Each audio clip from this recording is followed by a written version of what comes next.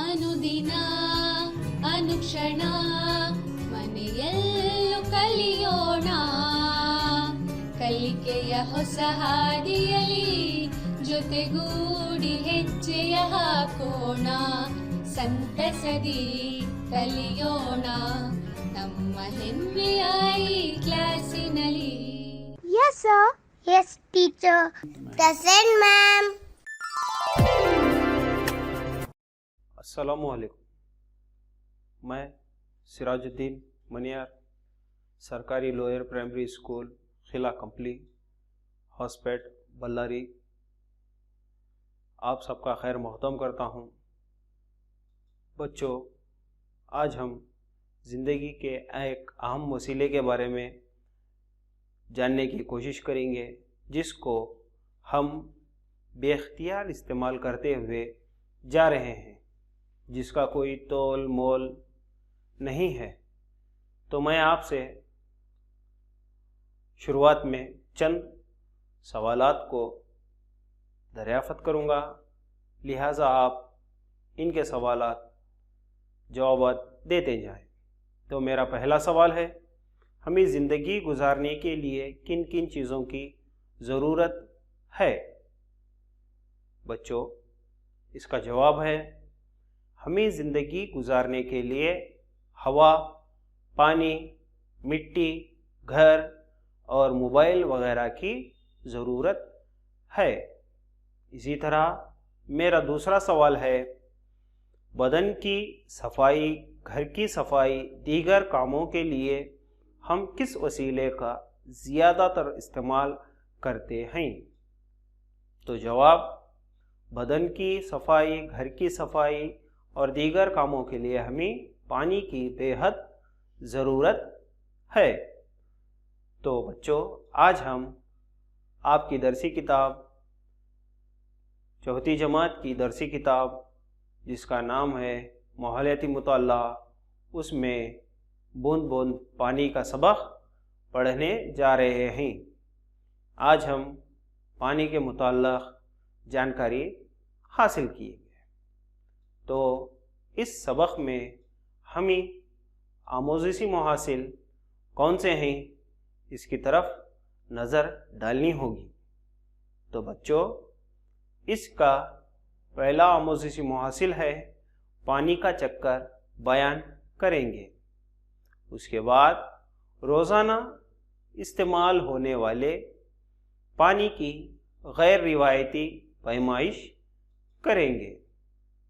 इसी तरह तीसरा नुक्ता है, पीने के काबिल पानी के ज़राए मालूम करेंगे। और चौथा नुक्ता, पानी की क़िल्लत और पानी के ज़राए ज़ाया करने से होने वाले मसाइल की फहरिस्त बनाएंगे। तो बच्चों, पांचवा नुक्ता, पानी की बाज़ गर्दिश और पानी की बाराई काश्तकारी की अहमियत को समझेंगे। बच्चों, आपने कभी सोचा है ये दुनिया पर कितना पानी मुयस्सर है? हाँ, आपने कभी देखा होगा दुनिया का नक्शा, तो आप जानोगे कि दुनिया पर 3/4 हिस्सा पानी से भरा पड़ा हुआ है। दुनिया का 3/4 हिस्सा पानी से भरा पड़ा हुआ है। ये ताज़ा पानी की शक्ल में है या भारी पानी की शक्ल में है? ये सारा पानी क्या हम इस्तेमाल करने के लायक है या ये सिर्फ पानी है? अब पानी ज़्यादातर 3/4 हिस्सा मैंने तो कहा, लेकिन किस शक्ल में है? हाँ, ये पानी समंदर की शक्ल में दुनिया के 3/4 हिस्से पर काबिज़ है। दुनिया का अगर आप ग्लोब देखोगे तो इस बात का पता चलेगा, इस बात का सबूत मिलेगा कि दुनिया के 3/4 हिस्से पर समंदर काबिज़ है।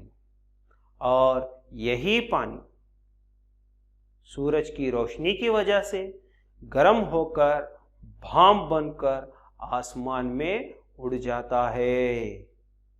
आसमान में किस तरह उड़ेगा यह पानी? बुखारात की शक्ल में आसमान तक पहुंच जाता है। अब ये बुखारात क्या हैं? क्या आपने कभी देखे हैं? नहीं ना? हाँ बच्चों, जब आपके घर में कोई रसोई में अगर पकवान बनाते हैं तो वहां पर जाकर आप गौर करो। वो बुखारात का आपको वहां पर मुशाहिदा हो जाएगा। किस तरह? अगर वहां पर कोई बर्तन आग के ऊपर होगा तो उस पर आने वाले बुखारात ही नजर आएंगे। क्यों? क्योंकि वहां पर पानी गर्म होकर बुखारात की शक्ल इख्तियार करके भाप बनकर उड़ाता है। यही भाप बुखारात की शक्ल है। पता है? अब उस गर्म बर्तन पर हम अगर ढांक दें या उसको मूछें या तो ढक दें तो वो पानी प्लेट से टकरा जाएंगे, वो बुखारात प्लेट से टकरा जाएंगे। उसी प्लेट को हम थोड़ी देर कहीं बाजू में रख दें तो सारे बुखारात सर्द पड़ जाएंगे। सर्द पड़ने की वजह से वो पानी की शक्ल इख्तियार करेंगे। तो बच्चों, मैंने आपको बताया कि पानी का चक्कर किस तरह होता है। सतह जमीन पर 3/4 हिस्सा पानी से भरा हुआ है। किसकी शक्ल में? समंदर की शक्ल में। यही समंदर की शक्ल में भरा हुआ पानी जब सूरज की रास्त सुआएं पानी पर पड़ती हैं तो ये पानी बुखारात मतलब भाप की शक्ल इख्तियार करता है। भाप की शक्ल इख्तियार करने के बाद ये ऊपर आसमान में जा पहुंचता है, जहां पर ये भाप सर्द हो जाते हैं। सर्द होने से इनमें भारीपन आता है और ये पानी के खतरों में तब्दील होकर वहां से बारिश की शक्ल में जमीन पर आ पहुंचते हैं। तो बच्चों, आपने ये क्या जाना? हाँ, आपने पानी का चक्कर किस तरह अंजाम पाता है ये आपने जाना। ऊपर जाने के बाद वहां पर सर्द हवाएं इन खतरों को वजनी बनाती हैं। वजनी होने की वजह से ये बादलों का शक्ल इख्तियार करके आसमान से बारिश की शक्ल में ज़मीन पर आ पहुंचती हैं। तो इससे हम ज़मीन पर क्या महसूस करते हैं? हाँ, ठंडक और बारिश। बारिश होने की वजह से हम बहुत सारी राहत महसूस करते हैं। क्यों? क्योंकि सही वक्त पर अगर बारिश ना हो तो हमें तकलीफ होती है। किस बात की तकलीफ होती है? हाँ, पानी के कमी की। और हमें ज़राअत के लिए भी पानी चाहिए, आबपाशी के लिए भी पानी चाहिए और हमारी ज़रूरत को पूरा करने के लिए पानी बेहद ज़रूरी है। इस पानी अच्छा, तो ये पानी बारिश होने के बाद कहाँ पर आता है, कहाँ पर जा मिलता है? हाँ, ये पानी बारिश होने के बाद नदी, नालों, तालाबों में जा मिलता है, जिससे सारे नदी तालाब भर जाते हैं। ये पानी हम अपनी ज़रूरत को पूरा करने के लिए इस्तेमाल करते हैं। आपने देखा होगा, हम घर में नल जब खोलते हैं तो पानी आता है। क्या आपने सोचा है ये पानी कहाँ से आया? नहीं ना? हाँ, आपका जवाब सही है। आपका सोचना लाजमी है। जब आप नल खोलते हैं तो पानी नल से आता है, लेकिन ये पानी टांकी में होता है, आप समझते होंगे। नहीं, बारिश की वजह से पानी नदी तालाब में समा जाता है। इससे सिटी कॉरपोरेशन या देही इंतजामिया या म्युनिसिपालिटी वाले लोग एक जगह मुकर्रर पर लाकर उसको कुआं को साफ करने के बाद हमारे घरों तक पहुंचाते हैं और इसे हम अपनी खिदमत अंजाम देते हैं। समझ में आया? तो बारिश का पानी कहाँ से कहाँ तक आता है और पानी का चक्कर कैसा है। तो अब पानी का चक्कर के लिए मैं आपके सामने एक तस्वीर पेश कर रहा हूँ। ये देखिए, ये सूरज की शुआएं रास्त तौर पर समंदर या नदी नालों पर पड़ रही हैं। यहाँ पर भाप बनकर बादल की शक्ल इख्तियार करके ये भाप ऊपर चले जा रही है। आगे जाने के बाद वही सर्द माहौल अगर इसको मिल जाए और ये पहाड़ी इलाकों में जाने के बाद ठंडे और सर्द होते हैं और वहाँ से सर्द होने के बाद इसमें वज़न पाया जाता है। यही आकर हमारे ज़मीन पर बारिश की शक्ल में बरसते हैं। मैंने आपको इससे पहले एक मिसाल पेश की थी कि आप रसोई घर में जाएं, कोई पकवान कर रहा हो तो उसे देखें, तो वही तस्वीर मैं आपको यहाँ पर दिखा रहा हूँ। चूल्हे पे लगी हुई हांडी गर्म हो रही है, जिससे भाप बनकर धुआं निकल रहा है। बुखारात बनकर ये आसमान में चले जाते हैं। अब देखिए बच्चों, ये आसमान में पानी भाप बनकर जाने का अमल को एक अमल से हम नाम से पुकारते हैं, उसे हम अमले तबखीर कहते हैं।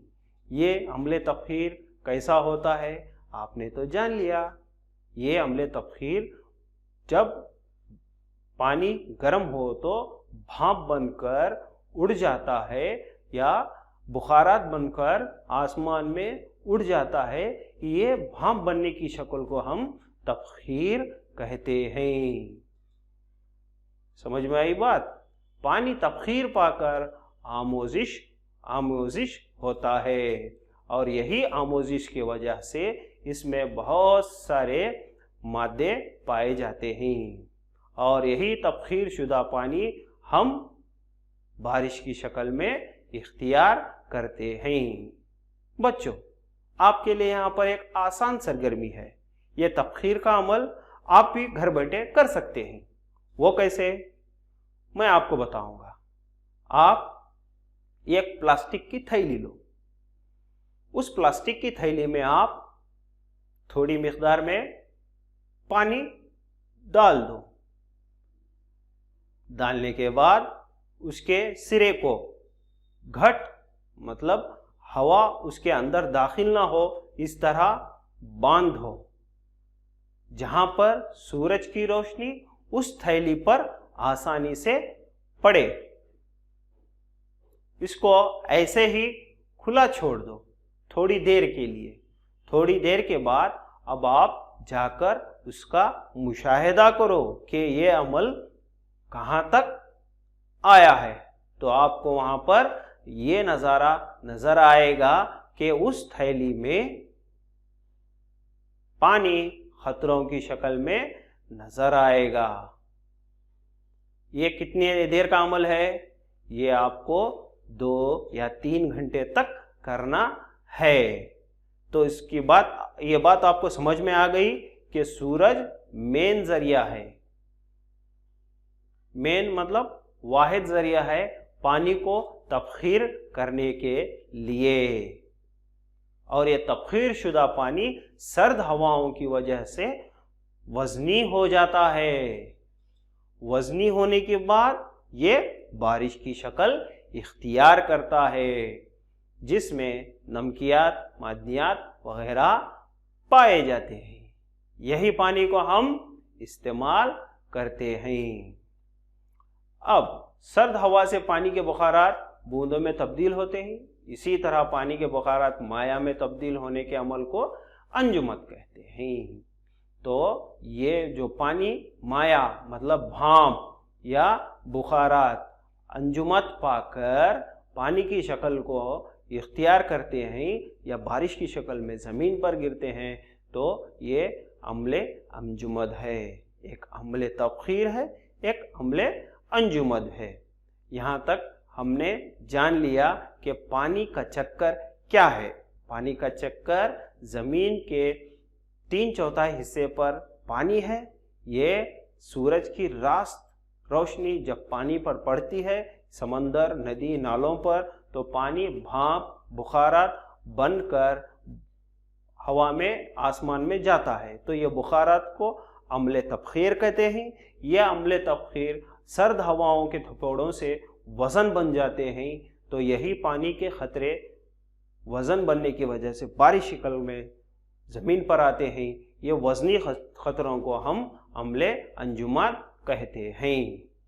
तो आपने यहाँ पर बारिश का पानी का चक्कर और अम्ले तबखीर, अम्ले अंजुमत का जायज़ा लिया। अब आइए मैं आपसे चंद खाली जगहों को पूछने जा रहा हूँ, तो आप इनके जवाब अपने जहन में बसा लें। पानी के ज़खायर मिट्टी, नबातात, हैवानात से तबखीर अमल के ज़रिए सूरज की गर्मी से बुखारात बनते हैं। सूरज की गर्मी से बुखारात बनते हैं। यही बुखारात को हम तबखीर अमल कहते हैं। तबखीर शुदा पानी हवा में दाखिल होकर ऊपर पहुंचता है। इसी तरह ये सर्द हवाओं से मुंजमिद पाकर बूंदों में तब्दील पाता है और इन बूंदों से बादल बनते हैं। जब बादल सर्द हों तो बारिश के ख़तरों की सूरत में बरसते हैं। ये तमाम चक्कर को हम पानी का चक्कर कहते हैं। बच्चों, जब बारिश के बूंदें सर्द हो जाती हैं तो ज़मीन पर बर्फ़ के छोटे छोटे टुकड़े की सूरत में गिरते हैं। इसको बर्फ़बारी कहते हैं। क्या आपने सुना है कभी कि बर्फ़ कैसा बनती है? हाँ, तो बर्फ़ जब पानी के ख़तरे बहुत सर्द मतलब ठंडे हो जाते हैं तो वो गिरते वक्त हवा के तबखीर से, हवा के साथ तामुल पाकर बर्फ़ की शक्ल में ज़मीन पर गिरते हैं। यही बर्फ़बारी है। क्या आपने कभी महसूस किया है? हाँ, हम आम ज़ुबान में इसको गार कहते हैं।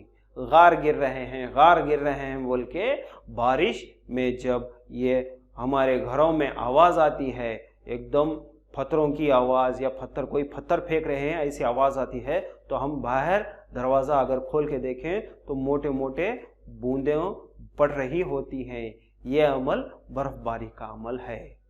आपने कश्मीर का तो नाम सुना होगा, तो वहाँ पर इस तरह की बारिश साल में 3-4 महीने होती रहती है। कश्मीर, शिमला, हिमाचल प्रदेश, यहाँ पर बर्फ़बारी लगातार होते रहती है। क्यों? क्योंकि यहाँ पर हवा सर्द होती है। यही बर्फ़ हमारे इलाके में होना मुनासिब है? नहीं। क्यों? क्योंकि यहाँ उतनी सर्द नहीं है जिससे वो बारिश बर्फ़ की शक्ल इख्तियार करे। तो बच्चों, अब मैं यहाँ पर आपको चंद तस्वीर दिखाने जा रहा हूँ। आप उनको गौर करें। ये रोज़ाना का अमल है। यहाँ पर देखो, यहाँ पर क्या कर रहे हैं? हम जानवरों को पानी पिला रहे हैं। तो पानी जानवरों की ज़रूरत भी पूरी कर रहा है। इसी तरह यहाँ पर देखो, यहाँ पर क्या कर रहे हैं? यहाँ हम अपने हाथ साफ कर रहे हैं। तो यहाँ पर पानी हमारी ज़रूरत भी पूरी कर रहा है। और यहाँ पर देखो, ये क्या है? हाँ, यहाँ पर हम दरख्त को पानी दे रहे हैं। तो इसका मतलब आप समझ गए कि जानदार चीजों के लिए पानी बेहद जरूरी है। पहली तस्वीर में जानवर पानी पी रहे हैं, दूसरी तस्वीर में हम अपने जरूरी अशिया को धो रहे हैं और हम भी पानी का इस्तेमाल करते हैं। तीसरी तस्वीर में हम नबातात, झाड़ झोड़ले पौधों को पानी दे रहे हैं। इससे क्या मालूम होता है? इससे ये मालूम होता है कि पानी के बगैर हमारी जिंदगी मुकम्मिल नहीं है। जहाँ पर हम जानवरों को पानी पिला रहे थे, वहीं पर हम उसी पानी से जानवरों को नहला रहे हैं, साफ कर रहे हैं। इसी तरह हम अपने घर में साफ सफाई का इंतजाम भी पानी की वजह से ही करते हैं। अगर पानी ना हो तो हम अपनी जरूरत को पूरा नहीं कर सकते। तो हम जानवरों में इंसान सबसे ज्यादा पानी का इस्तेमाल कर रहा है। तो हमें चाहिए कि पानी को ज्यादा से ज्यादा हिफाजती तदाबीर के लिहाज से इस्तेमाल करें। देखो, मैंने आपको बताया, पहले दो वाली तस्वीरें सिर्फ जानवर पानी पी रहे हैं और वहां पर अपनी सफाई कर रहे हैं, वो भी हमारे जरिए। बाकी की तस्वीर में देखो आप, हम हाथ धो रहे हैं, बदन धो रहे हैं, घर का सामान साफ कर रहे हैं और यहाँ पर हमारी सवारी भी हम पानी के जरिए ही साफ कर रहे हैं। इनके अलावा हम खाने के लिए भी पानी का, खाना बनाने के लिए भी पानी का इस्तेमाल करते हैं। तो जमीन पर हम सबसे ज्यादा इस्तेमाल पानी का इस्तेमाल कर रहे हैं। दूसरे तमाम जानदार इस तरह से नहीं कर रहे। तो अच्छा, अब हम आगे देखेंगे कि हम जिस पानी को इस्तेमाल कर रहे हैं वो सतह ज़मीन पर कितनी मिक़दार या कितने फीसद में है। मैं अब आपके सामने एक जदूल पेश कर रहा हूं, जिसे आप गौर से देखें। तो सतह ज़मीन पर 97.2% पानी समंदर या नमकीन हालत में पाया जाता है, जो नाकाबिले बर्दाश्त है, जिसको हम इस्तेमाल नहीं कर सकते, बस वो जमीन पर है। इससे हमारा कोई फायदा नहीं। हाँ, इससे एक फायदा हम ये कर सकते हैं कि इस पर हम हमारे जहाज़ों यानी बहरी जहाज को इस्तेमाल करते हुए एक जगह से दूसरी जगह सफ़र कर सकते हैं। इसके अलावा ये पानी कुछ इस्तेमाल के लायक नहीं। तो इसकी फीसद कितनी है? 97.2, मतलब 97.2। इसी तरह मीठे या ताज़ा पानी जो हम इस्तेमाल करते हैं, हम मतलब तमाम जानदार, इस ज़मीन के तमाम जानदार जो पानी इस्तेमाल करते हैं, उसका तनासुब, उसका फीसद है सिर्फ 1%। सिर्फ 1%। इस 1% में हम अपनी प्यास बुझाते हैं। हाँ, तमाम जानदार अपनी प्यास बुझाते हैं। इंसान इस पानी से खाता है, पीता है और अपने ज़रूरत, मतलब बर्तन धोना, कपड़े धोना, साथ में ज़राअत के लिए इस्तेमाल करना, कारखानों के लिए इस्तेमाल करना, सब इसी ताज़ा पानी की वजह से करता है। तो आप समझ गए होंगे कि हम सबसे कम मिक़दार जितना पानी है उसको बार बार इस्तेमाल करते जा रहे हैं। इसी तरह ज़मीन पर सिर्फ 2% हिस्सा पानी बर्फ की शक्ल में मौजूद है। ये 2% और वो 97.2% पानी बिल्कुल हम इस्तेमाल नहीं कर सकते।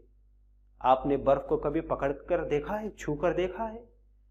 हाँ, हाथ में पकड़ने से हाथ हमारा बेजान होता है। तो सिर्फ छूने से हमारी हालत ऐसी है, तो अगर हम उसको मुंह में या पेट में डालने पर हमारी हालत कैसी होगी? तो आप समझ गए होंगे कि हम पानी को किस तरह इस्तेमाल कर रहे हैं। तो हमारा फर्ज ये बनता है कि हम पानी की बचत करते रहें। हम इन दिनों से आने वाले दिनों में भी यही तरीके को अपनाते हुए हमारा पानी का तहफ़्फ़ुज़ करते जाएं। इस्तेमाल किया हुआ, अब हम किस तरह बचत करें? इस्तेमाल किया हुआ पानी पौधों को उगाने के लिए दोबारा इस्तेमाल में लाया जा सकता है, और इस तरीके को पानी की बाज़गर्दिश भी कहते हैं। पानी को दोबारा इस्तेमाल करने का जो तरीक़ा है उसे हम बाज़गर्दिश कहते हैं। इससे पानी की बचत होगी और हम लापरवाही से बचेंगे। और चंद तस्वीर हैं आपके सामने, मैं आपको बताना चाहता हूं कि पानी हम किस तरह से कम मिक़दार में इस्तेमाल करेंगे।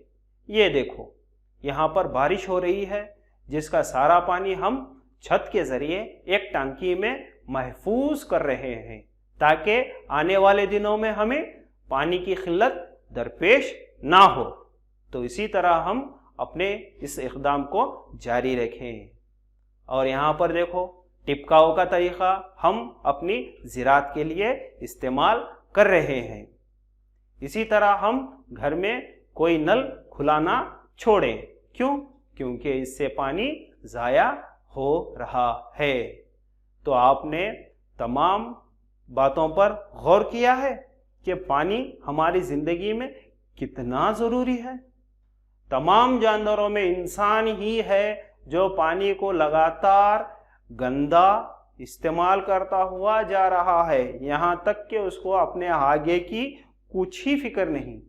यह हमारा फ़र्ज़ बनता है कि हम इस पानी को महफूज रखें, इस पानी की हिफाजत करें, इस पानी को गंदा होने से बचाएं और हम इसको अपने इस्तेमाल में किस तरह लाएं। तो बच्चों, आज हमने जाना कि पानी का चक्कर क्या है। आज हमने जाना कि पानी कहाँ से हासिल होता है। आज हमने जाना पानी गंदा किस तरह हो रहा है, पानी के इस्तेमालात और उसके साथ साथ पानी के तहफ़्फ़ुज़ी इक़दामात क्या हैं। इन सब बातों पर गौर करना हमारा अव्वलीन फ़र्ज़ है, क्योंकि इससे हमारी ज़िंदगी जुड़ी हुई है। सिर्फ ज़मीन ही ऐसा इलाक़ा है या ज़मीन ही ऐसा है जहाँ पर पानी मौजूद है, जहाँ पर पानी मौजूद है। हमारे ज़िंदगी को आसान बनाने में पानी का सबसे बड़ा रोल है। तो मैं बच्चों आपसे गुजारिश करता हूँ कि आप अपने तमाम घर वालों, चाहे वो बड़े हों या छोटे हों, इनसे हर वक्त पानी के बारे में आगाही देते जाएं, हवा के बारे में आगाही देते जाएं। इन सब बातों को आप सुनकर समझकर अमल करने की कोशिश करें। तो बच्चों, आपके सामने मैं घर पर काम दे रहा हूँ, वो ये है कि पानी के ज़राए कौन से हैं। दूसरा सवाल है, ज़मीन पर ताज़ा पानी की मिक़दार कितनी है। बच्चों, इनको नोट कर लो और अपनी कापियों में दर्ज कर लो। बस मैं अब रुखसत लेता हूँ। फ़ख्तो सलाम। अनुदिन अनुक्षण ಮನೆಯಲ್ಲೂ ಕಲಿಯೋಣ, ಕಲಿಕೆಯ ಹೊಸ ಹಾದಿಯಲಿ ಜೊತೆಗೂಡಿ ಹೆಜ್ಜೆಯ ಹಾಕೋಣ, ಸಂತಸದಿ ಕಲಿಯೋಣ ನಮ್ಮ ಹೆಮ್ಮೆಯ ಈ ಕ್ಲಾಸಿನಲ್ಲಿ. Yes, sir. Yes, teacher. Present, ma'am.